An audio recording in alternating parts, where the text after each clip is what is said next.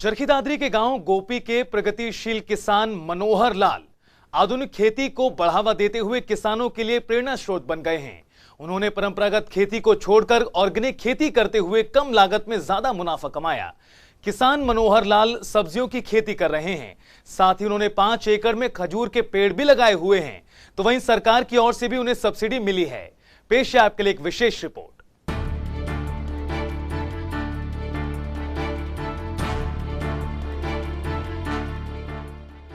चरखी दादरी जिले के गांव गोपी के प्रगतिशील किसान मनोहर लाल आधुनिक तकनीक के जरिए बागवानी की खेती कर अच्छा मुनाफा कमा रहे हैं।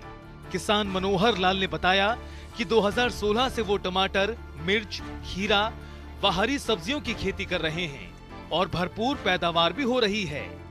इसके साथ साथ वो हल्दी की खेती भी करते हैं, जिसमें भरपूर आमदनी होती है। किसान मनोहर ने बताया कि उन्होंने 2 तरह के प्याज लगाए हुए हैं।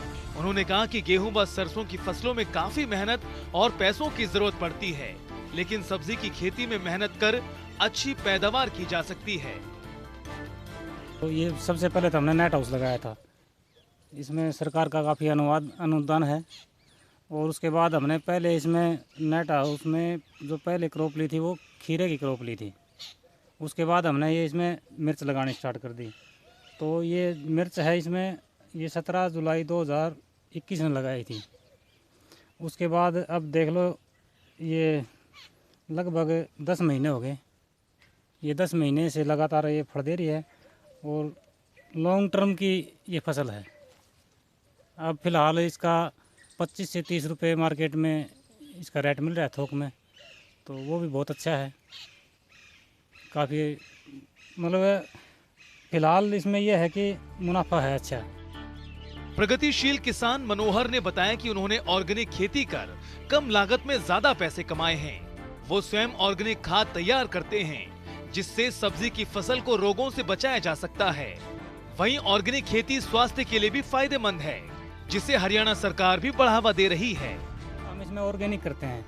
जैसे अब ये पत्ते हैं ना, इन पत्तों के ऊपर जैसे आपको ये नज़र आ रहा है, इसमें हमने अरंडी का तेल और ज़मीन में 3 फुट नीचे की मिट्टी, वो एक 200 लीटर के ड्राम में लगभग 15 से 20 किलो मिट्टी ले लेते हैं और आधा लीटर अरंडी का तेल, उसकी हम इसमें स्प्रे करते हैं।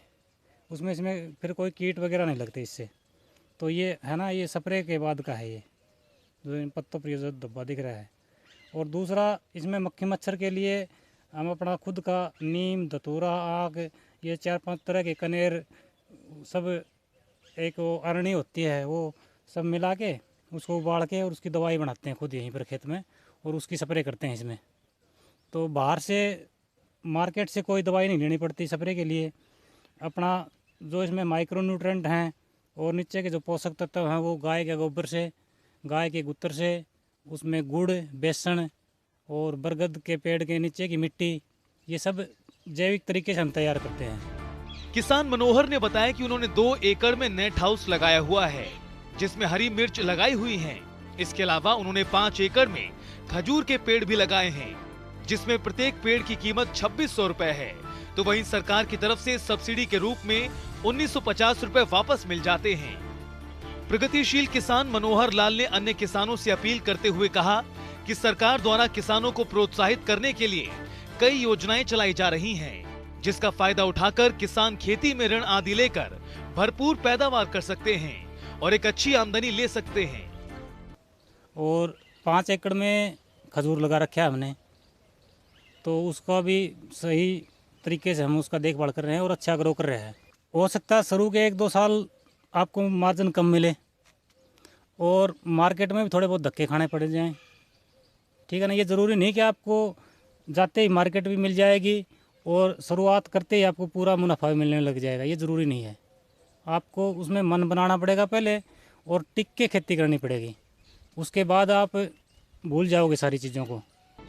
किसान मनोहर लाल अन्य किसानों को भी प्रेरणा दे रहे हैं इस तरह खेती करने के लिए। तो वहीं दूसरी तरफ हरियाणा सरकार किसानों के साथ है। बीज से लेकर बाजार तक किसानों को पूरा सहयोग हरियाणा सरकार दे रही है। चाहे वो सही मार्गदर्शन हो या फिर सब्सिडी के रूप में किसानों को आत्मनिर्भर बनाने के लिए काम किया जा रहा है।